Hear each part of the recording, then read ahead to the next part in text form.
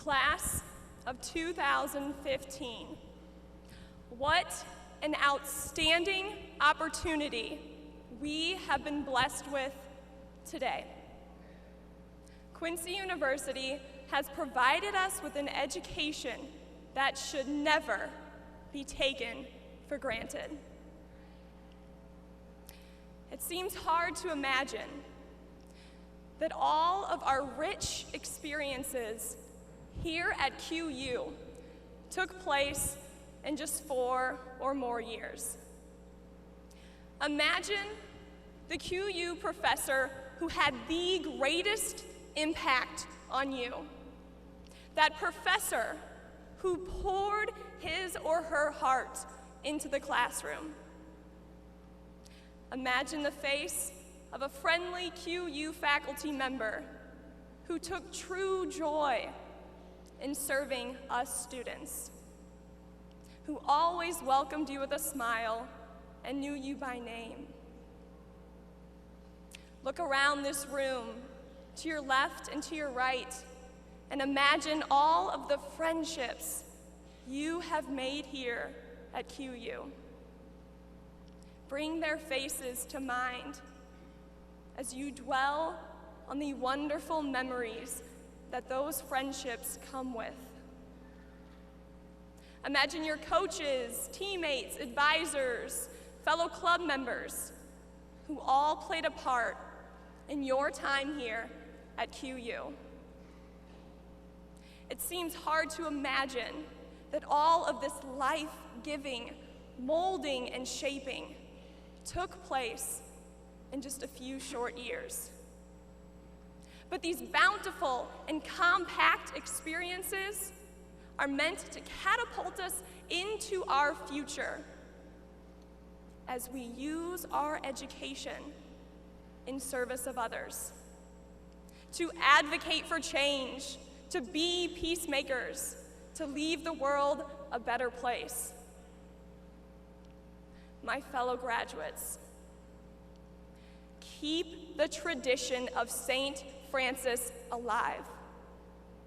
There is a reason that this school was established 150 years ago in the memory of one man born before electricity in a small Italian village all the way across the ocean. There is a reason, and that reason is because the man's message contains the truth about humanity, the truth about who we are called to be as human beings. As Americans with a college education, we have learned so much. We have been given so much. We have seen so much that we must rise to the challenge and use our education for something far greater than ourselves. Whether our nursing graduates work here or in a third world country, whether our business majors join nonprofits, whether our education majors work in underprivileged school systems, no matter where any of us end up working, we must use our education to promote justice in society. Ladies and gentlemen, I invite each and every one of us here today to live for your funeral. That may sound like a paradox, to speak about our funerals on a day like today with such a bright future ahead of us. But allow me to do so for 2 reasons. Number 1, we have all heard the wise words of Maya Angelou, that people will forget what you said. People will forget what you did. But people will never forget how you made them feel. Whether we interact with others for a moment or a lifetime, how do we make them feel? Live for your funeral with that in mind. Secondly, I invite each and every one of us to live for our funeral because of our salvation story. Live for the day when our Savior welcomes us home and he says, "Well done, my faithful servant. Well done."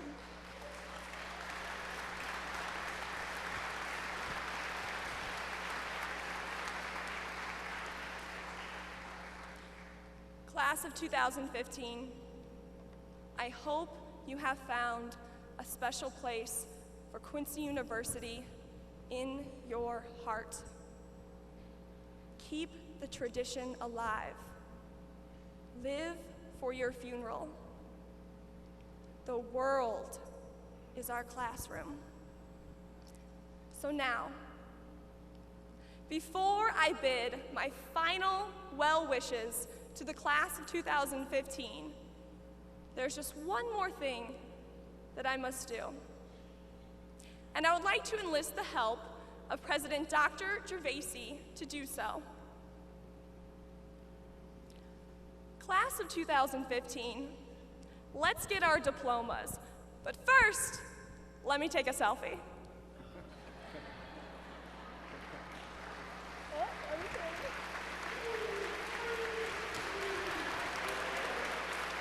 Thank you.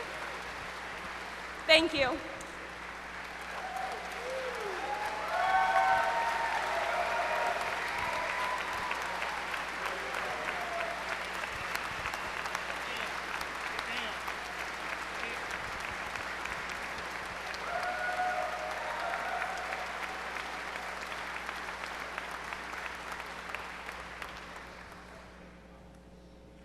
Thank you, Julie, for those memorable words.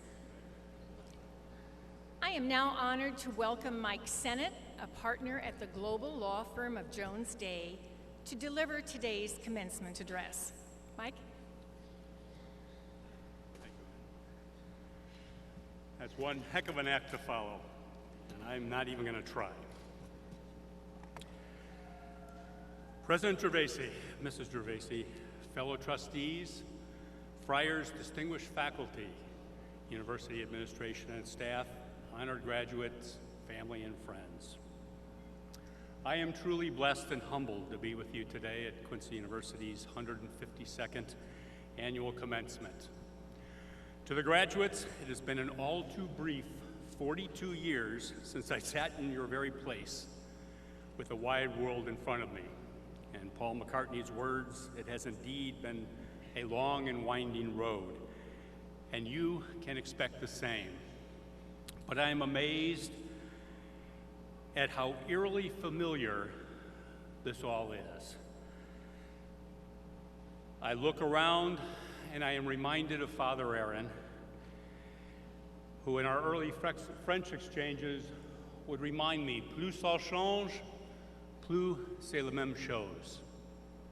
The more things change, the more they stay the same. You will take many paths to greatness, but you are ready for your journey, and you will get there. My musings this morning will focus on three interconnected ideas for you to think about. It follows very much Julie's comments. They'll be briefly stated, but they're ones I'm hopeful you will carry with you from this very special and unique institution. I will not keep you long. I know well-deserved celebrations await. But first, I have a happy digression for you this morning. It is my personal, my very public thank you to our president, Dr. Gervasi. I have served as trustee of QU for the past 9 years. My term is up this year. It has been a glorious time of collegiality and achievement that brings you the alma mater you will inherit today. But it was not always so, and some 9 years ago, the university faced serious, indeed life-threatening institutional challenges and a most uncertain future. I actually believe our undergraduate classes had shrunk when I began here to close to about 1/2 of what you are today. We needed to act decisively, and we could not fail. With the strong support and urging of a completely united faculty, the Friars, and the university community, we changed course and engaged a new president, one who stood head and shoulders above other candidates, Dr. Gervasi, a classic scholar with an advanced business degree and a Procter & Gamble pedigree, with charm, leadership ability, and a gravitas that this university could embrace. We found our president who could lead this community upwards, and we knew it. Dr. Bob, as we affectionately call him, immediately began the rebuilding and re-engagement process that brings us here today. Enrollment expanded importantly and steadily. New building and refurbishing projects were conceived and soon underway. The administration and faculty was strengthened and re-engaged. There was a renewed emphasis on academic performance and quality, new presidential scholarships, the expanded honors program, plus an emphasis on retention, enhanced academic counseling, and innovative academic support programs. With Dr. Gervasi's leadership came many firsts. The first new dorm constructed since my generation in the early 1970s, the first multi-million-dollar gifts. With them, a new music arts center and new science laboratories and facilities. The first private foundation grant for the Innovative Student Success Center, the soccer turf and stadium, the football and baseball stadium projects with another major foundation grant, the Student Center project now underway, the Pete Brown courtroom, and the highly successful competitive moot court pre-law program. And wow, as a lawyer and an advocate, I must say what a coup that one is for QU. Finally, Dr. Gervasi led us with a true Franciscan spirit to institutionalize and practice what we preach. The service leader projects within the academic environment, projects that have been fully embraced by you, the students, and incorporated into the fabric of your education. Whether Haiti, New Orleans, Mississippi, East St. Louis, or the countless Quincy area service projects, including Habitat for Humanity, Quinata, and Horizons. It has been a remarkable 7 years for Dr. Gervasi and 9 years for me. I have another special mention too. We have been truly blessed to have the comprehensive and spirited engagement of Jen Gervasi in the university community. Mrs. Gervasi is the first presidential spouse in the 150-plus year history of the university. She's brought huge talent, energy, and enthusiasm all of her own for so many university projects, activities, and publications. We all owe her a continuing special strength, which is why Monday's news that Dr. Gervasi will remain our president at this critical time is so important to the university and future. We had a terrific, outstanding Board of Trustees meeting yesterday. New projects, new plans, filled with renewed enthusiasm and expectation. So my personal, heartfelt, and deep thanks to Dr. Gervasi for staying the course in a very Franciscan way. To my fellow trustees who continued their way of collegiality to stay on task. To Teresa Kettlekamp, our board chair, for her superb leadership, and to the Quincy University community for your warmth and engagement in the process. We have challenges ahead, no doubt, but we are in a very, very good place to move forward. Now on to my 3 ideas to take with you. Abbreviated a bit so I can keep these remarks gracefully brief. My focus is, much like Julie's, on the final pillar of the university's Franciscan mission, which is to prepare you for, quote, leadership and transformation of the world. The 3 ideas that follow are simple guideposts to help you transform the world. In the process, you will hopefully incorporate the university's entire mission. What's my idea number 1? It is to internalize your Franciscanism. QU is a Catholic, independent, liberal arts institution in the Franciscan tradition.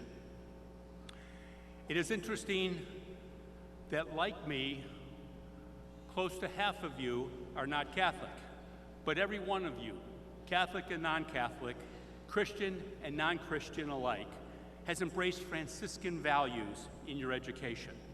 Your path to leadership and transforming the world is internalizing your Franciscanism going forward. I myself come from a multicultural, multi-religious, some might say not a very religious background. Perhaps because I came to Quincy from a somewhat different reference point than many, I very quickly came to value and appreciate the Franciscan ideas because of their emphasis on civility, peace, inclusiveness, tolerance, and life affirmation for those outside the mainstream.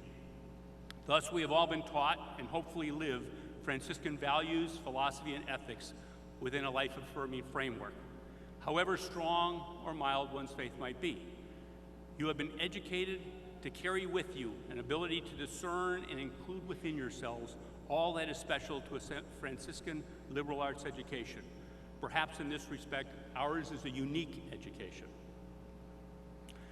At its core, your education reflects the second pillar of our mission, to respect each person as a sister or brother with dignity, value, and worth. It is the one Franciscan value that the friars always ask us to internalize, an ever-present kindness, kindness with a capital K. I am a type A personality, of course, in a rarefied legal environment, working among 2,400 law graduates scattered around the world, coming from many of the finest universities in the world. I am the lone Quincy graduate, and each day I value this Franciscan uniqueness and work to embrace kindness in my life. Kindness and civility. Yes, you are smart, educated, and talented. That's our given. You're already there. But please take that extra step going forward and embrace Franciscan kindness. Treat all in your world with dignity and value, and you will be golden, whatever your religious tradition may be. My second of three ideas, and an important one for all of us, an important one particularly for this university at this time, embrace diversity. Your Franciscan liberal arts education is most on display when you embrace and honor the world's diversity in all that you do. No doubt it is an imperative today in business, particularly global business, where it is an everyday fact of life. But it is a leadership imperative. But I mean truly value life by really embracing all the diversity around you. Diversity of race, culture, and color. The diversity of gender, of religion, the diversity of orientation, the diversity of language, particularly in this day, Spanish speaking, the diversity of means, education, and wealth, from the very wealthy to the most in need, and the diversity of ideas, thoughts, politics, and experiences. Please learn early on to get comfortable with people, places, and ideas, religious traditions and beliefs that are vastly different from you and your own. You should embrace it in the workplace. You should embrace it in the neighborhoods and schools. You should embrace it in your interpersonal friendships and relationships. You should embrace it in your travels. Find and celebrate those differences. Learn from them. Be tolerant and respectful. Avoid harsh judgments, and please avoid absolutes. You'll grow into a leader by acceptance and inclusion, and carry with you the Franciscan value of Father John Doctor's admonition, which I always carry with me, and it's on kindness and civility in discourse. Keep it up front, and keep it in all that you do. What's my third idea? Third idea for all of this, as we put this all together, is to push yourself beyond your comfort zone. Understand this one, and you will begin to see how the ideas of my meanderings here are all interrelated. Working to transform the world in the liberal arts tradition of this university means bringing into your world all that is most unlike yourselves and your early life's experiences. To make all of this work and prepare for leadership, you must continue to push yourselves out of your comfort zones, just as you have over the past 4 years. And what does that mean? I'll give you some direct Franciscan examples from my fellow trustees. Their experience, whether Father Chris in prison service, Father Mike Perry in the Democratic Republic of Congo, Father Tom Nairn, who is our next board chair in Zimbabwe, or Father Ken in Vietnam. They all put themselves out there uncomfortable circumstances, places you may not want to be, scary places you may not want to go, and they do it. And my own professors here pushed me. They pushed this idea on me from early on to put myself into uncomfortable positions and force growth. You force it that way. Local community service projects you've all started with, it's outstanding. They also had me do performance theater and other public engagements. Do the things you don't like to do. Do the things you're uncomfortable doing. They pushed me into Europe at a time with no internet, no phones, nothing but a URL pass and a couple of $100. And I ended up learning at that point, and when I found myself in Marseille in the company of North African Muslims for the first time in my life, I'm learning about a completely different culture. You take that, you learn from those experiences. Uncomfortable the first day, perfectly comfortable after that. Keep it going. I work with Children's Home and Aid. We are building in Inglewood. We are building in East St. Louis. We are constantly out there. We are in environments and in situations where the need is most. And it is scary sometimes. But you know, these places will push you into places maybe you'd rather not be, but once you're there, you're about as happy as you can be in that. So pick a time, pick a step, push comfort's edge, and you truly can transform the world. That's it. 3 ideas. Put yourself out there, be kind, embrace diversity, and believe me, you will transform the world. Thanks for listening.